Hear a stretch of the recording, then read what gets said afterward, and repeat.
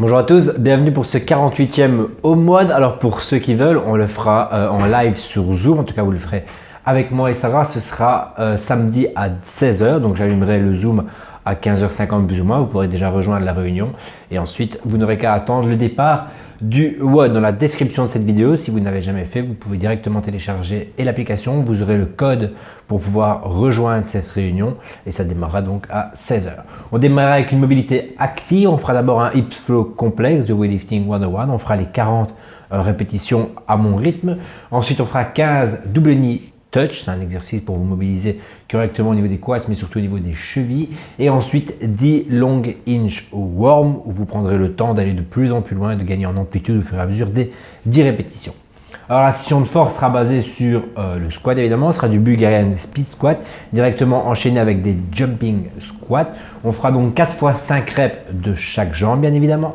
Et dès que les 5 reps sont terminés de la deuxième jambe, vous enchaînez rapidement avec 10 ou 15 jumping squat, touch and go évidemment. Et après ça, vous prenez 2 minutes de pause.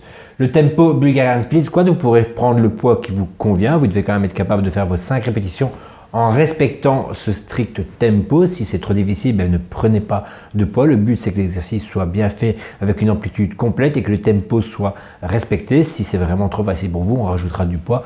Peu importe, dumbbell, sac, pack d'eau, n'importe où, derrière ou devant. Le but, c'est que vous soyez alourdi.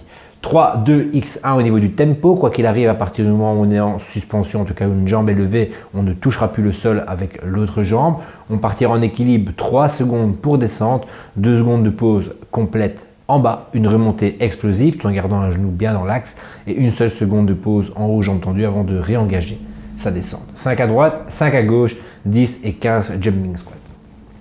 Ensuite, le workout, ce sera un 15 jusqu'à 1. Donc, on partira sur 15 répétitions de chaque exercice. Ensuite, 14, 13, 12, 11, 10, jusqu'à une répétition de chaque. Un triplé de 3 exercices. On fera d'abord des high box jump.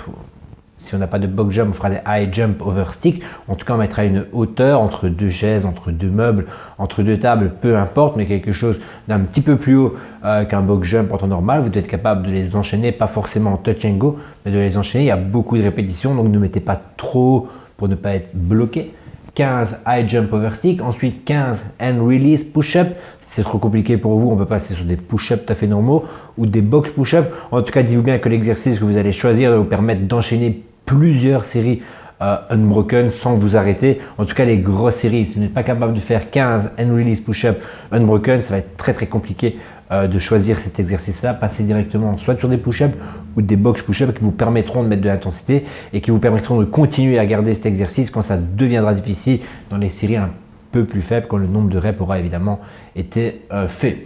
Et ensuite, 15 one leg V-up. Évidemment, là, on aura une rep en plus d'un côté que de l'autre. Les chiffres sont impairs. Mais à chaque fois, on essaiera de garder les jambes bien tendues, celle qui est au sol et celle qui est levée, et de décoller le corps jusqu'au bas du dos pour avoir une position de V dans la fermeture. Une fois à droite, une fois à gauche. Donc la main droite va toucher la jambe gauche, la main gauche va toucher le pied, même le pied droit, et ainsi de suite pour alterner les répétitions. 15, 15, 15, 14, jusque 1, 1, 1, et on terminera par 10 minutes de mobilité. On prendra ça sur GoWOD. Si vous faites le WOD avec nous, évidemment, on la fera nous-mêmes. Si vous ne l'avez pas ou si vous ne suivez pas le WOD, téléchargez l'application GoWOD. Elle est toujours gratuite. Vous n'aurez qu'à rentrer vos données et directement mettre les mouvements que vous avez fait dans le WOD pour avoir une mobilité complète de 10 ou 15 minutes post-workout. Et on se revoit lundi déjà pour le numéro 49.